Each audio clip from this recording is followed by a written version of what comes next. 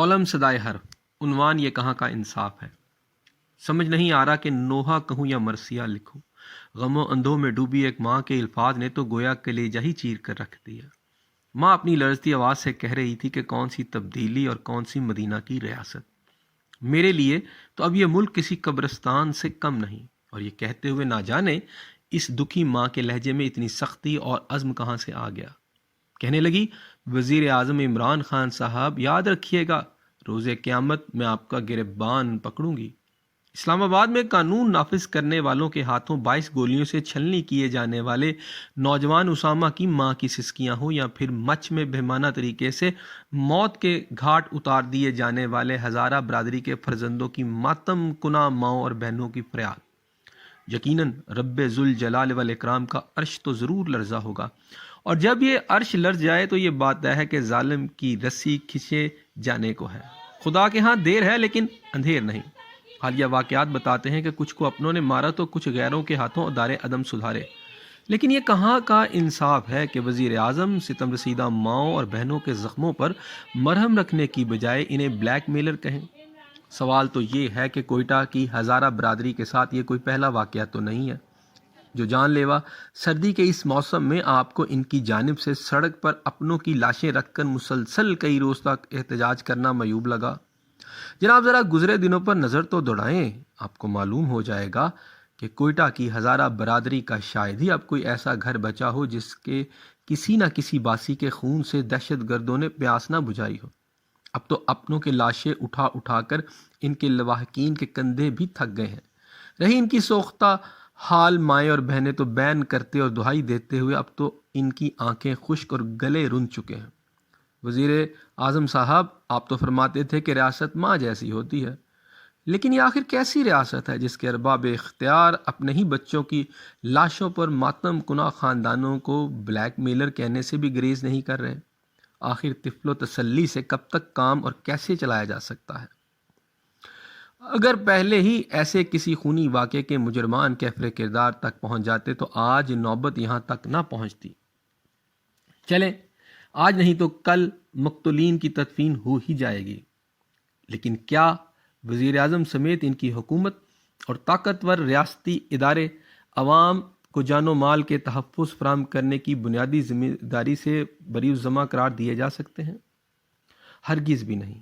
Police समेत कानून नाफिज करने वाले इदारों के लिए हर साल अरबों का बजट, लेकिन कारकर्दगी सिफर।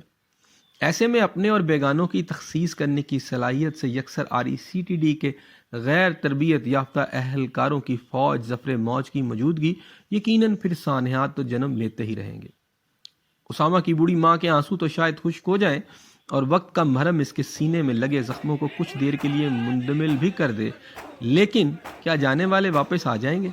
और क्या रियासत और रियासती इदारों पर मरने वाले के ख़ानदानों और अजीज़ व कारब का एतमाद बहाल हो सकेगा? इस सवाल का जवाब यकीनन नफ़ीम है। ऐसे में मरने वाले तो मर गए, गमे ज़ीद से इन्हें बिल आखिर छुटकारा मिल ही गया, लेकिन पीछे रह जाने वालों का क्या होगा? इनके लवाहकीन के लिए मुल्क अब एक शहर खामोशा की मानद है, जहाँ हर गुजरने वाला दिन इनके लिए रोज़े अस्वद से कम नहीं। अब वो यहाँ रोज़ जिएंगे और लहजा लहजा मरेंगे, अज़ियत नात तमाम के साथ। साना साहिवाल हो या इसे मिलते जुलते दीगर सानहात, और या फिर इस्लामाबाद में CTD एहलकारों की बर्बरियत का निशाना बनने वाले नसीब जले उसामा का वाक़या।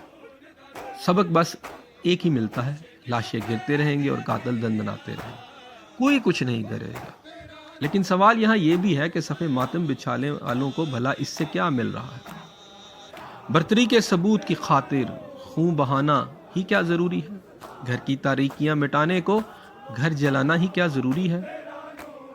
यहाँ ये अमर भी काबिल ज़िक्र है कि मौजूदा हुकूमत ने इक़्तिदार संभालते ही इदारों का किबला दुरुस्त करने, ख़ास तौर पर महकमा पुलिस में इस्लाहात मुतारफ़ करवाने का ढंढोरा खूब पीटा था।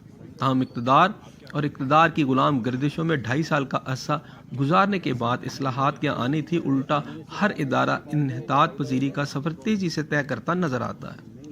यूँ लगता है कि अगर हालात यूँ के तूँ रहे तो तनज़ली का ये सफ़र बहुत जल्द क्रैश लैंडिंग की शक्ल में मुकम्मल कर लिया जाएगा।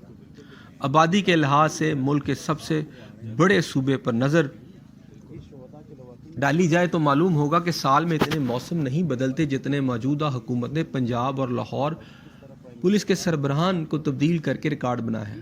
اب تک 5 آئی جی صاحبان تبدیل کیے جا چکے ہیں، جبکہ کم و بیش اتنی ہی تعداد میں لاہور پولیس کے سربراہان بھی تبدیل ہو چکے ہیں، تاہم نتیجہ اب بھی وہی 0 کا 0 ہے۔ سابق آئی جی شعیب دستگیر اور سابق سی سی پی او لاہور عمر شیخ کے کام کے مداح تو خود وزیر اعظم عمران خان تھے، پھر پولیس کے ان افسران نے ایک دوسرے کو جھٹکا دینے کے چکر میں ایسا زور کا جھٹکا کھایا کہ کہیں کے نہ رہے۔ حال ہی میں تبدیل ہونے والے آئی جی اسلام آباد عامر ذوالفقار بھی اس مغالطے میں رہے کہ وہ وزیر اعظم کے خاصے قریب ہیں۔ عمر شیخ تو وزیر اعظم کے بہنوئی کا پلاٹ واگزار کرانے کا قصہ بڑے فخر سے ملنے کے لیے آنے والے ہر شخص کو مزے لے لے کر سنایا کرتے تھے۔ شاہ سے زیادہ شاہ کا وفادار بننے میں انہوں نے کوئی دقیقہ فروغ گزاشت نہ کیا۔ سابق آئی جی پنجاب شعیب دستگیر، سابق D I G investigation Shahzada Sultan, S S P Malik Liaquat, S S P Zeeshan Asghar, سابق S P C I A Asim Iftikhar سمیت متعدد پولیس افسران کو چلتا کرنے کا صحرا بھی عمر شیخ نے اپنے سر پر سجایا۔ گجرپورہ واقعہ پر ان کی منہ شگافیوں پر حکومت کو مجبوراً ان کا منہ بند کروانا پڑا، تاہم وہ بولنے سے باز نہ رہے اور آخری بار ملک کی اعلیٰ عدلیہ پر ہی الفاظ کے تابڑ توڑ حملے کر ڈالے۔ تاہم پھر اچانک معلوم ہوا کہ مبینہ طور پر قبضہ گروپوں کی سرپرستی پر ہی حکومت نے انہیں چلتا کیا۔ یہ وہی الزام ہے جو نئے سی سی پی او اور غلام محمود ڈوکر پر بھی بہت پہلے لگ چکا ہے۔ ایک سینئر ترین پولیس افسر کا کہنا ہے کہ جب آپ میرٹ کے نام پر خود ہی میرٹ کی دھجیاں بکھیریں گے تو پھر ایسے ہی نتائج ملیں گے۔ سی سی پی او لاہور کی سیٹ ہو یا پھر آئی جی پنجاب کی، جب جونیئر افسران کو یہاں تعینات کیا جائے گا تو پھر کارکردگی بھی ایسی ہی ملے گی۔ اختیارات کو اپنی ذات میں مرکوز رکھنے کی بجائے پولیس آرڈر 2002 کے تحت پولیس افسران کی تعیناتی پولیس سیفٹی کمیشن کو فعال بنا کر اس کے ذریعے کی جانی چاہیے۔